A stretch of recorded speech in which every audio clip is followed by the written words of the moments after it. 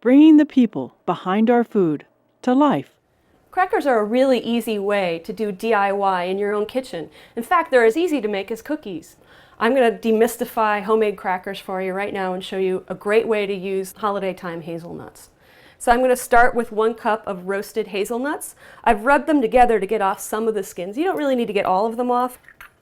So I'm going to put that in a Cuisinart. And now I've got half of a cup of whole wheat pastry flour. We're going to add that to the food processor. A teaspoon of sugar.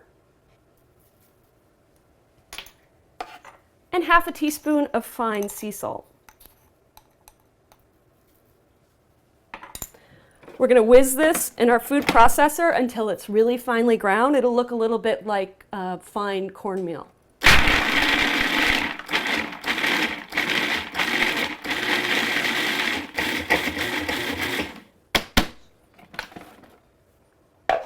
So we have something that's like fine cornmeal here with tiny little pieces of nuts. To this, I'm going to add 3 tablespoons of really nice extra virgin olive oil. This is going to help make the crackers really crisp and snappy. And I'm going to pulse again until it looks crumbly.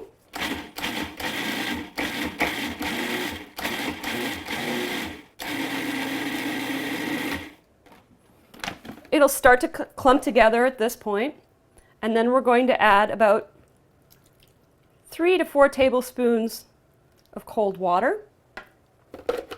And this is just going to help the dough stick together.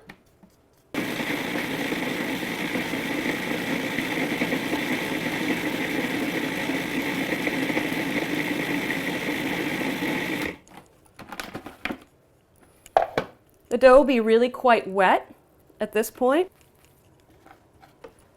And it'll take just a second for the flour to absorb the moisture. To roll out the dough, I've cut a piece of parchment paper to fit in a rimmed baking sheet exactly so the corners don't go over the edges. And I'm going to place it on a clean work surface,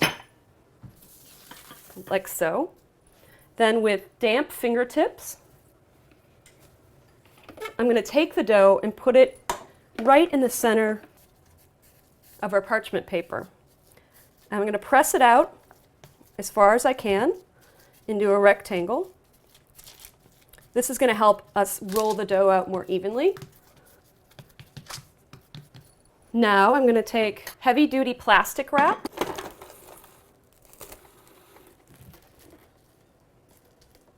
to cover the parchment completely. Do one more piece here to make sure it gets all the way to both edges.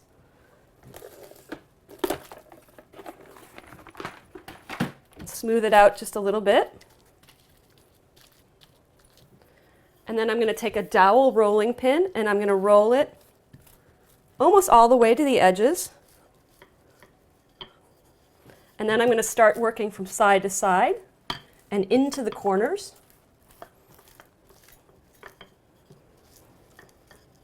If a little bit of the dough goes over the edges, that's totally okay. What we're looking for here is a completely evenly smooth sheet of dough. And that's going to ensure that we're going to get perfectly even crackers. So some of them won't be underdone while others are burnt.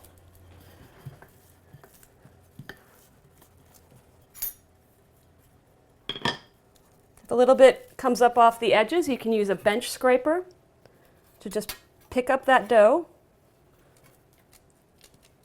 and put it back into place anywhere where there might be a corner that's uncovered.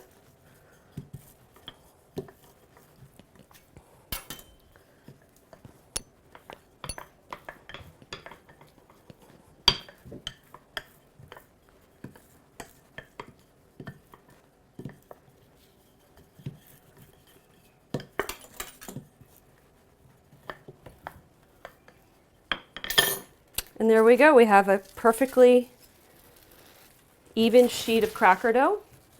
I'm going to take my bench scraper again and true up the edges, just like that. Any extra dough can actually be used again to make more crackers. And then I'm going to take a pastry wheel and cut them into squares.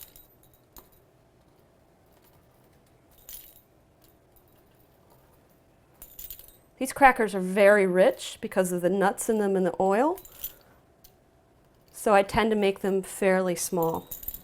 And then I'm going to cut crosswise. If there are any edges that aren't quite perfect, I like to leave those in there because it makes it look like homemade crackers, and then people will believe that you actually made them, because a lot of times if I serve them and they're perfectly square, people don't believe that I did it myself. So there we go, our crackers are all cut and ready to go. I'm going to carefully transfer them onto the rimmed baking sheet. And I'm going to sprinkle them with a little bit of salt.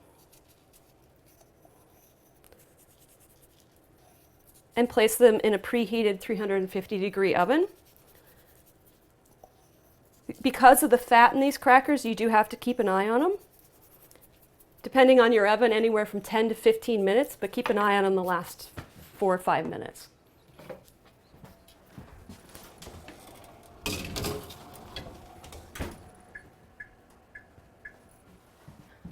Two to 3 minutes before you think the crackers are done, check on them, because they can go from ghostly pale to burnt in seconds.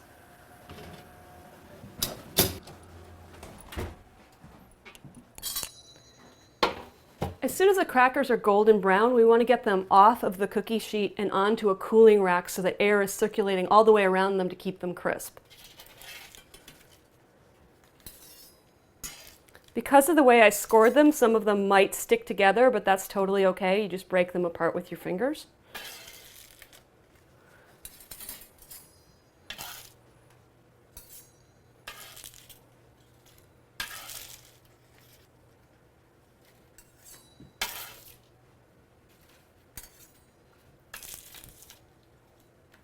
They're easy as a batch of cookies, and they're even better if you like sweet and salty things.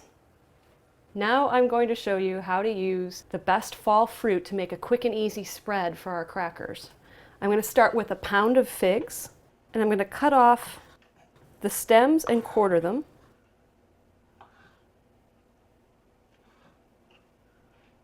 Black mission figs work really well here.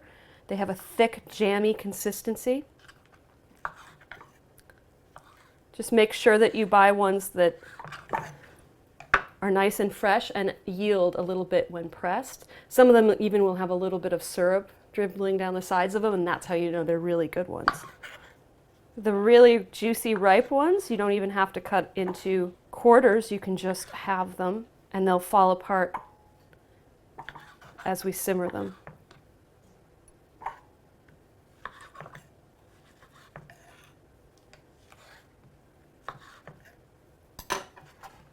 So I'm going to put these in a shallow saucepan, and I'm going to add a 1/3 cup of brown sugar, the zest of an organic orange, about 2 teaspoons. Make sure to zest over the pan because there's aromatic oils flying off the orange as I do this. And we want to catch those. They're not doing any good on the cutting board, but they are great in the jam. And we're going to do a couple tablespoons of orange juice.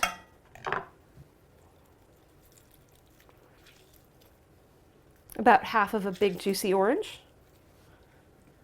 And then we're going to make it really fun with a little bit of bourbon. We're going to use about a 1/4 cup. You don't need to use any really expensive one, but it should be good enough to drink. I'm going to give it a pinch of salt. And we're going to simmer this on the stove over medium-low heat for about half an hour until it's thick and jammy. And then we're going to blend it in a blender or with a stick blender until we have a really nice jammy consistency that's going to be perfect to spread on the crackers.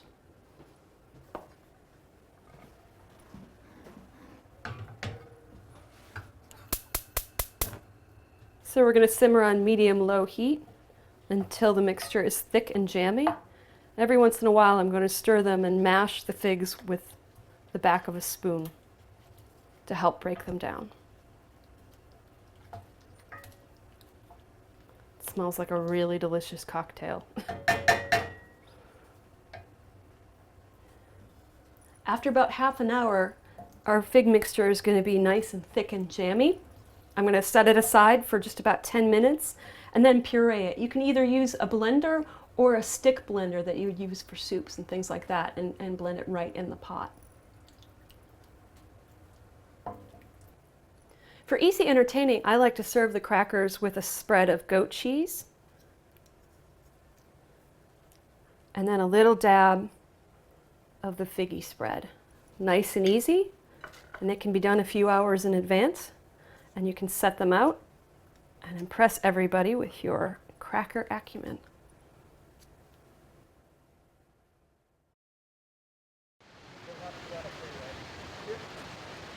The farmers would grow their grain and they would bring it here to have it processed, to be made into a usable product for their kitchens, feed for their animals.